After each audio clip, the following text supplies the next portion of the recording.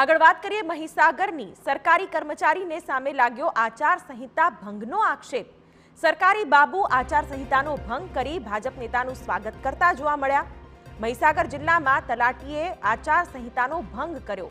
તલાટી મંડળના પ્રમુખે ભાજપની મીટિંગમાં પણ હાજરી આપી હતી। રમેશ ડામોર ભાજપના ઉમેદવાર રાજપાલસિંહ જાદવના પ્રચાર સભામાં જોવા મળ્યા। ત્યારે ખૂટેલાવ ગામે સ્ટેજ પર ઉમેદવારનું સ્વાગત કરવા જોવા મળ્યા। તલાટી મંડળના પ્રમુખ સરકારી કર્મચારી હોવા છતાં તલાટીએ સરકારી નિયમોનો ભંગ કર્યો। ખાનપુર તાલુકાના ઘોઘાવાડા એક ગામના તલાટી છે રમેશ ડામોર। જવાબદાર કર્મચારી સામે નિયમો મુજબ કાર્યવાહી પણ કરવામાં આવશે। તાલુકા વિકાસ અધિકારીને રમેશ ડામોરને નોટિસ મોકલવા પણ આદેશ।